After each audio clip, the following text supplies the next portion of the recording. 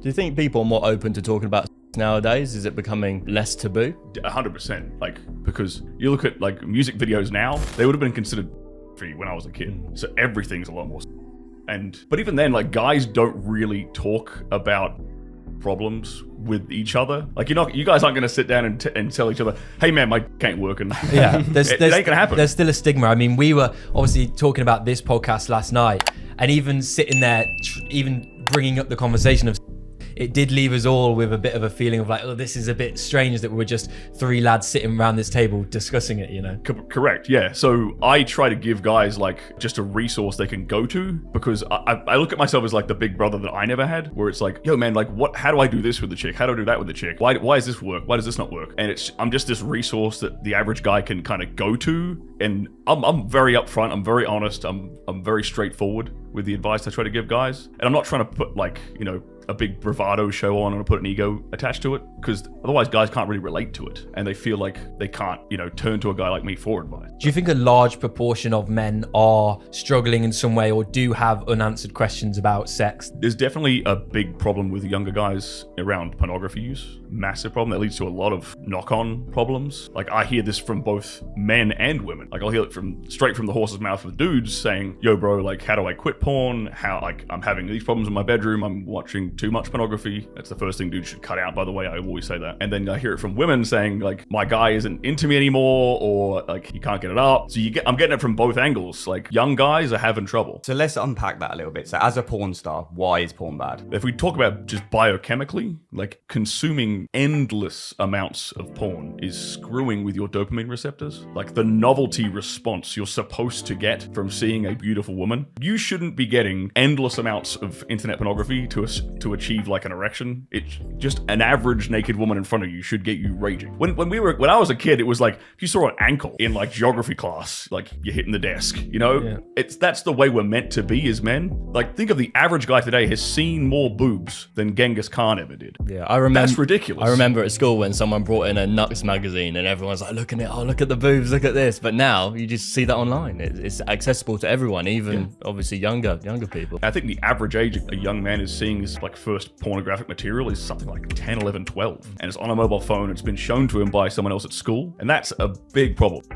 We've let this like Pandora's box open, and we've got no idea what's gonna happen. We could be looking at like, you know, a childless generation in not that long in the future. I absolutely contributed to the problem with my previous career, and I got out of it, and I was like, I didn't really understand how bad it was when I was in it. To be fair, I was doing it for selfish reasons. I was getting my rocks off, getting paid to do that. I'm like, it was fun. But then I get out of it and I start talking to guys and they're having all these problems, and I'm like, oh crap. Like, this is bad. Like, we've really screwed up dudes here. So most of the problems relate to the fact that men or women as well aren't stimulated as much as they should be in the bedroom, because they've seen it all before and they've seen an extreme version of it before, that they're just not that interested. In a way, the parallel for women is actually kind of Instagram. The same way that a woman can go onto Instagram and see like all these dudes with really flexy lifestyles, but you know, Joe the plumber down the street isn't doing that. So he isn't stimulating to her anymore. She ain't even considering dating him or wifing him up. And so that's the female equivalent. Do you think there's any other reasons why so many people are in these sexless relationships? Because I mean, I know we're talking about, you know, guys don't talk about sex, but the few times I have is when my friends come to me and like, I'm not having any sex with my partner. Like, what's the reason for that?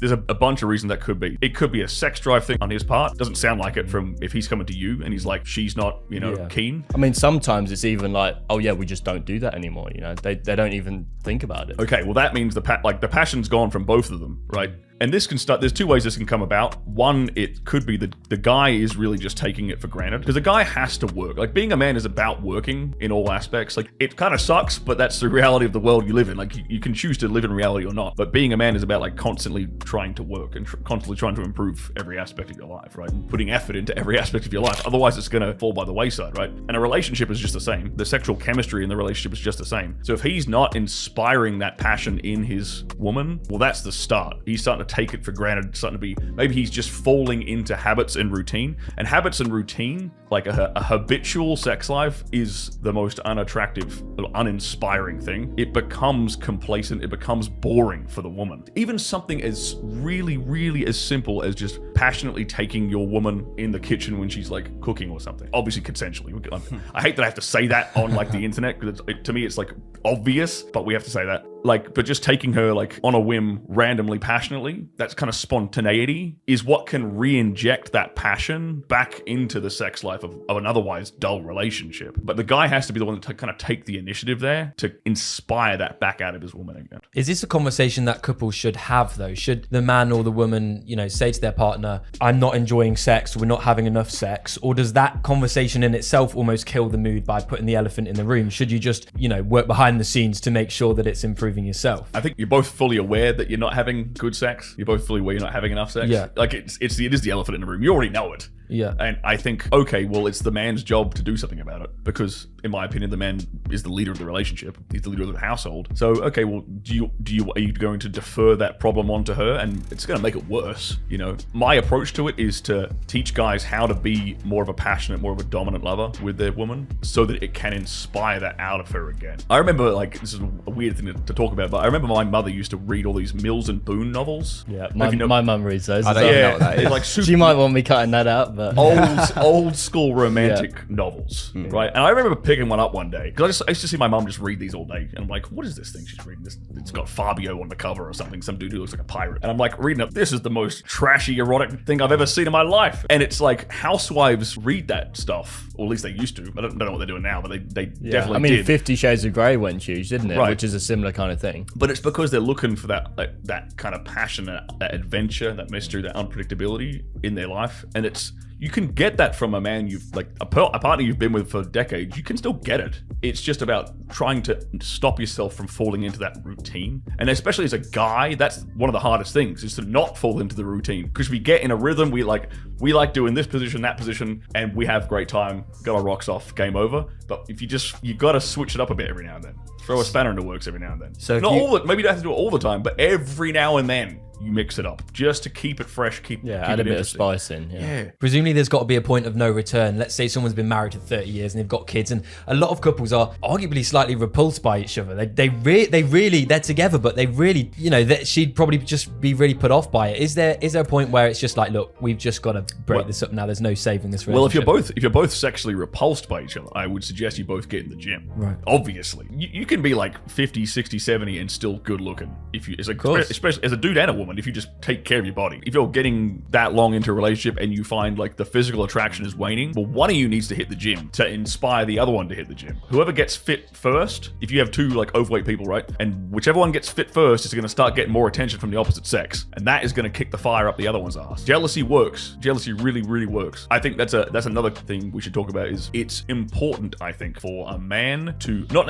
to necessarily like cheat or step around or like flirt or like do anything with other women, but to at least be seen as being attractive to other women in some way, to make sure his woman knows, okay, I picked a good horse. I picked the right one. I didn't pick a bum. Because like, okay, he can be a bit flirty with other women here and there. Just that little bit of jealousy every now and then in a woman is actually a good thing, because it reinforces her attraction for a man. How about in the same instance, but for a woman? I don't think that. I think jealousy works against men. Right. Like when a woman is like getting lots of attention from other men, if she's indulging in it, it kind of indicates a bit of disrespect towards her husband or her. But what if she's not having any of it? You know, she's not even talking to these guys. But you can see that she's getting lots of. Well, then she's being very attention. Respectful, and obviously, if she's a beautiful woman, she's going to get attention. So like that's kind of like by default, a beautiful woman will get attention from a bunch of other dudes anyway. So you just got to work a little bit harder as a man. It's whether or not she like engages with it at all will gauge like her level of respect for her man. But the guy kind of has to be a bit more proactive with it,